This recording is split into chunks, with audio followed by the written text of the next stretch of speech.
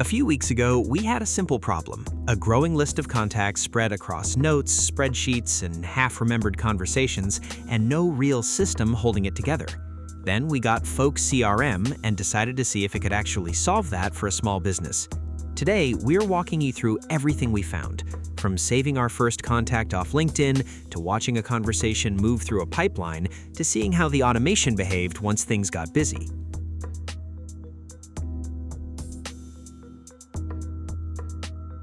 Let's start from the very first moment you bring a contact into the system, and that's really where Folk tries to differentiate itself from a typical spreadsheets or a bloated enterprise CRM. There was a Chrome extension called Folk X, and this is one of the more practical pieces of the whole product.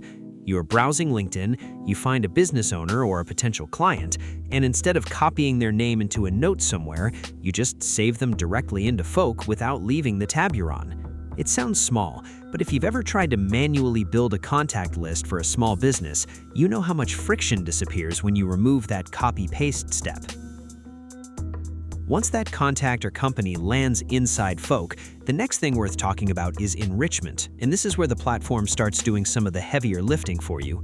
You can pull in details like employee count, industry, headquarters location, website, and their LinkedIn presence, so instead of a name sitting alone in a list, you get a fuller picture of who you're actually talking to.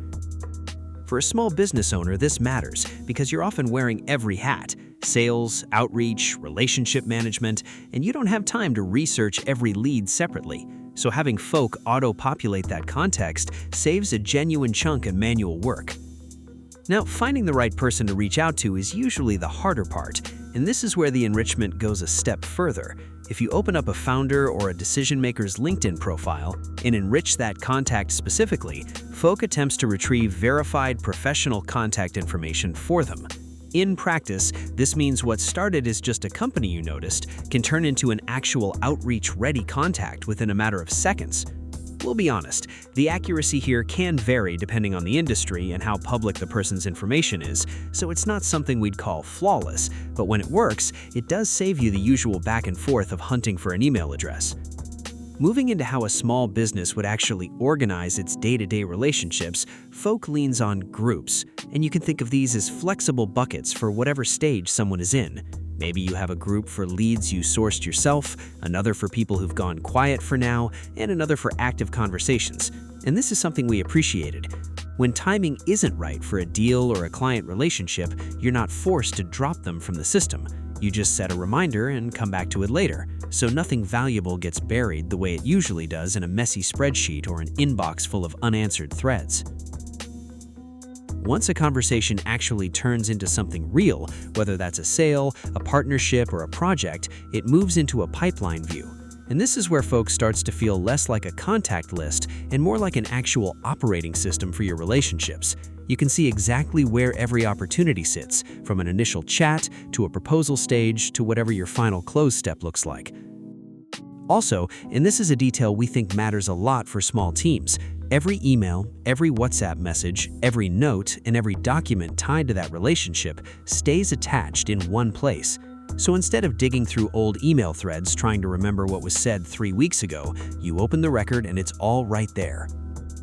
Speaking of remembering context, Folk includes a recap assistant, and this is one of those features that sounds minor until you actually need it.